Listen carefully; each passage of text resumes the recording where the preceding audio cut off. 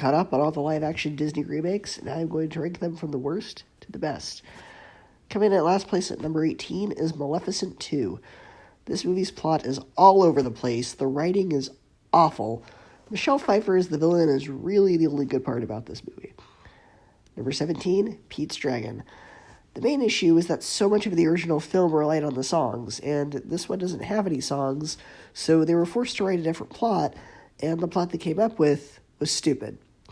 All the magic and whimsy of the original is completely gone, and we get this boring story about saving the forest, and the kid that got to play Pete doesn't really seem like a real kid. He seems a little too cutesy.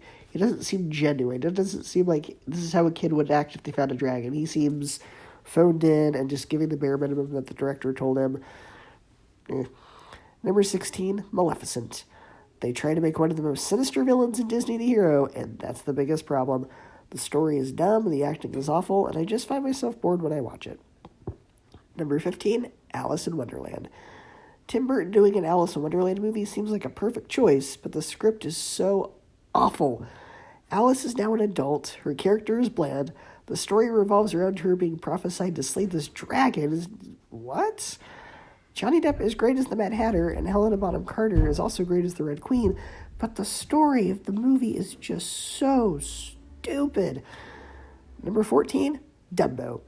The big problem with this film is the original is only an hour, so they didn't really have that much to work with when adapting it.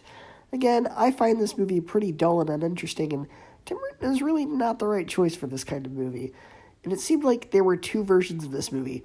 The version Tim Burton wanted, which of course was going to be way out there and quirky and unique, and the safe version that Disney wanted because they were gambling with this, and it seemed like they were trying to meet in the middle and make everybody happy, but they failed. Number 13, The Lion King. Don't really have much to say about this movie. There's not really any reason for it to exist. It's just kind of frame for frame the original.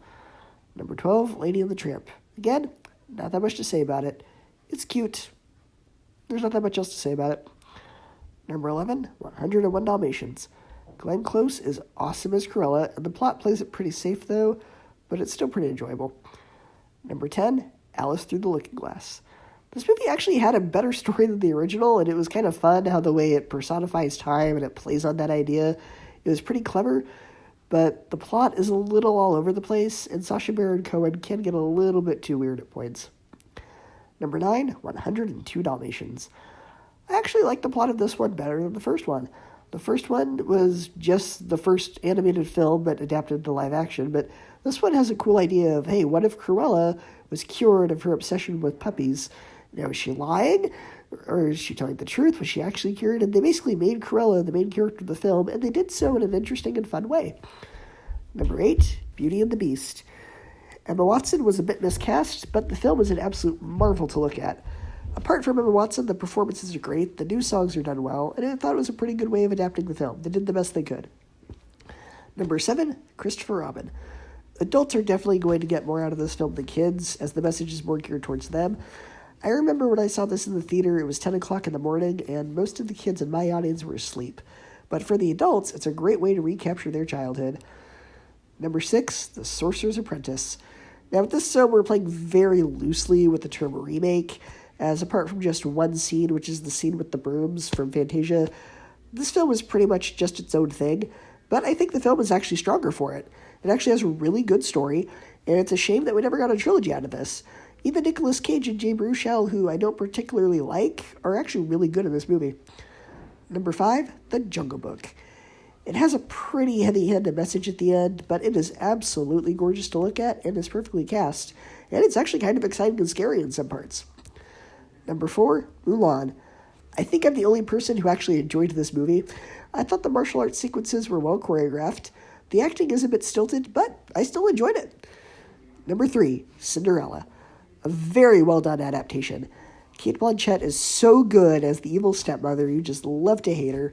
The story is more fleshed out, the characters are more fleshed out, but it does have a little bit of a problem letting Cinderella leave her house. The original, you're in the house with her up until almost the end of the movie, so when we finally go to the ball and finally see a different location, it feels earned, but here it doesn't. Number 2, Cruella. Emma Stone and Emma Thompson are terrific in this movie.